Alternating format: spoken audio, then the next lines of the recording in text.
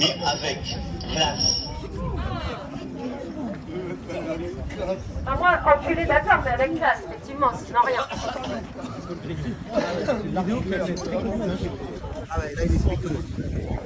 Il est là, Didier, ça va? Ah, c'est Didier? Ouais. Bon alors, t'es venu ici aujourd'hui directement? T'es venu directement ici pour manifester quoi? Contre les médias? Ah oui, les médias, oui, ça. Là, il y a un soutien aux grévistes de Radio France. Il y a des personnes qui ne savent pas qu'on est avec des personnes qui font grève. Combien de temps ils font grève à Radio France? Je sais pas. Il y a quelqu'un qui le sait là-bas et qui a dit que ça fait, la fille en orange, elle a dit que ça fait plusieurs mois qu'ils sont en grève. Ouais. Moi je vois sur France Info, parce que j'écoute la propagande une demi-heure par jour, Ah oui. Ils sont pas trop en grève, hein. Ils y étaient 2-3 jours et c'est fini. Quoi. T'es plus télé mais t'es un petit peu encore radio. On est bien obligé de savoir ce qu'ils nous concoctent. Ça fait 25 ans que j'ai arrêté la télé et j'écoute je dis une demi-heure pour savoir où est-ce qu'on en est. Quoi. Et on en est très très très grave. On est devant Radio France. Et on est pile devant Radio France, donc je peux leur dire ce que j'en pense. Quoi. Ces gens-là sont responsables, très très coupables, très très coupables. Pire coupable quasiment que Macron. Macron, on le dégage, on a encore cette bande de salopards qui racontent la même merde. Ça suffit maintenant. Voilà, il y en a marre. Je reviens. Bonjour Sophie. Directement, je suis devant toi. Ah yes, salut Rémi. Il y a des gens qui me demandent où on est. Donc là, on est devant la maison de la radio. Vous avez vu, on a déployé notre banderole média. Dites la vérité, TF1, BFM, France Télévisions. Oui. Il faut que ces médias-là disent la vérité, parce que c'est ce qui détruit aujourd'hui notre démocratie, c'est que malheureusement la désinformation a pris le pas et beaucoup de gens croient un peu aveuglément ce que disent TF1, BFM, sans chercher à comprendre réellement ce qui se passe. L'information est toujours superficielle, elle est tronquée, voire elle est inexistante parfois. Et c'est ça qu'on dénonce. Voilà. On nous passe en boucle le zizi là, de Griveaux et de LREM, des histoires de faits divers dont on n'a rien à faire. Et ils oublient de dire qu'en ce moment, il y a un hold-up qui est en train d'être fait à l'Assemblée nationale, qu'il n'y a plus aucun moyen de contester, de protester face à la politique d'un gouvernement qui est en roue libre et qui ne respecte pas ses engagements et qui voilà, nous enfile. Donc on fait le tour des médias et voilà, on est joyeux. On est motivé et on n'a pas de casse, pas de violence, pas de garde à vue, pas d'amende, mais des revendications et ça se passe très bien. Voilà. Merci. Merci. Oui, Tu veux qu'on explique un peu Alors, ce que je peux vas-y, je t'écoute, oui. C'est qu'aujourd'hui, on est 12 gilets jaunes co-signataires de la manifestation. On défend cette stratégie depuis le tout début du mouvement. Depuis le 5 janvier 2019, on a lancé les déclarations de manif. C'est nous qui les avons lancées, c'est personne d'autre. À l'époque, Éric Drouet était contre les déclarations. Tout le monde était contre. Et nous, on a fédéré un groupe de gilets jaunes qui était d'accord pour déclarer. Il y avait Jérôme Rodriguez qui soutenait notre groupe, qui a d'ailleurs lancé cette stratégie. C'est lui-même qui a proposé de partager dans son groupe, dans ses groupes, notre premier manifeste pour appeler à déclarer en collectif toutes les manifestations. Et quand les autres ont vu que ça prenait, que les gens voulaient partager ça et adhérer à notre stratégie, ils se sont dit merde, cette meuf elle est en train de nous voler la vedette. Voilà. Est-ce que tu n'es pas, excuse-moi je t'arrête, est-ce que tu n'es pas en train de continuer de diviser si tu parles de tout ça? C'est pas pour diviser, c'est pour expliquer ce qui s'est passé parce que nous on subit énormément de calomnies dans notre groupe, des gens qui disent qu'on a récupéré, qu'on est je sais pas quoi, alors que non, c'est l'inverse qui s'est passé. Nous on a proposé une stratégie, on l'a proposé à tout le monde, on a toujours été ouvert à tous et il faut qu'on s'unisse tous ensemble.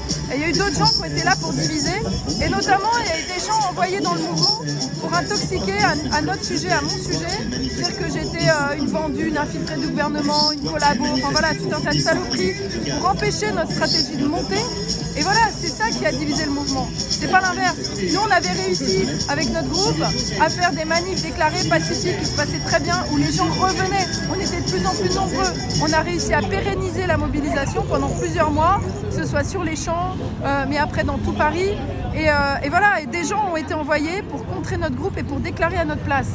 Hein, et des gens qui venaient tout seuls déclarer à notre place. Et pourquoi ces gens-là sont pas venus avec nous, pour faire avec nous, et qu'on soit tous ensemble?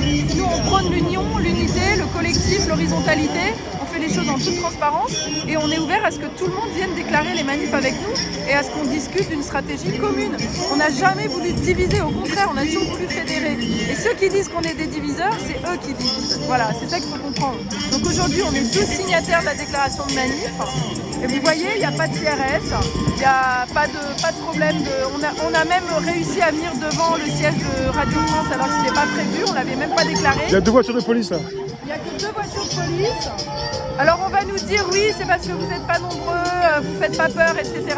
Mais moi le but qu'on a, nous, c'est pas de faire peur. On n'a pas envie de faire peur aux passants, on a envie de fédérer en fait. On a envie de porter nos revendications.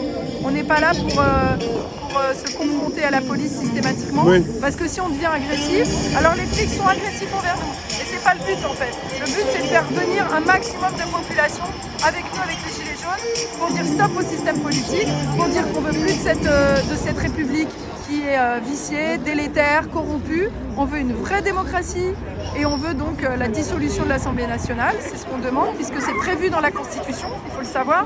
C'est ce que prévoit la Constitution. Il y a une possibilité de dissoudre l'Assemblée et on veut que le peuple entier réclame, exige des États généraux citoyens pour fédérer tout le monde, pour réécrire une Constitution qui soit adaptée au monde d'aujourd'hui, une Constitution qui régule les médias, qui rende les médias strictement indépendants, qui empêche que les médias appartiennent à des gros groupes financiers ou à des gros groupes industriels ou que les médias soient à la solde du gouvernement. Comme on sait très bien qu'à France Télévisions, à Radio France, il n'y a pas une très grande liberté de ton, même s'il y a plus de liberté qu'ailleurs. Il y a des grévistes depuis un certain temps à Radio France. Il y a beaucoup de grévistes à France Info, à France Télévisions.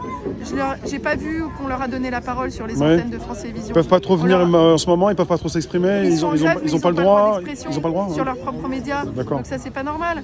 Hein. Un média sain, c'est un média qui donne la parole au peuple, à la population, aux gens qui luttent, aux gens qui contestent. C'est ça un média démocratique. Voilà. C'est pas un média qui tourne en boucle sur la quéquette de Griveaux. Voilà. Donc on en revient.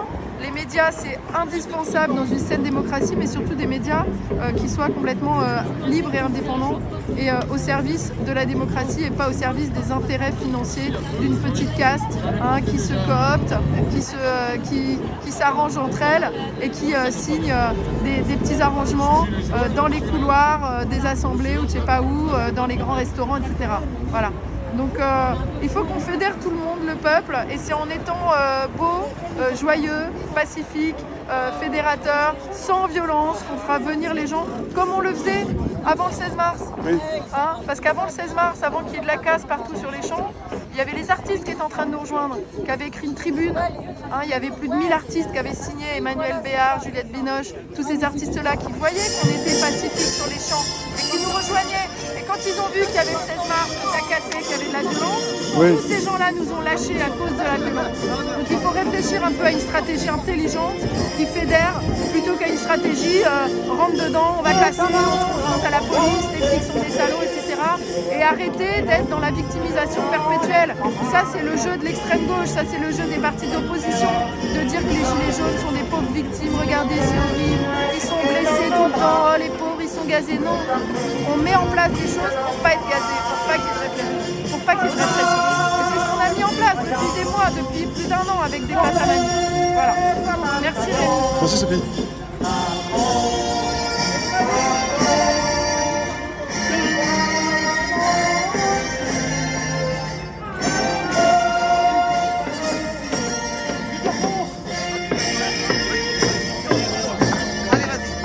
Ah, regarde la petite phrase du couteau, regarde. Bravo, mademoiselle. Ah là, je l'ai eu.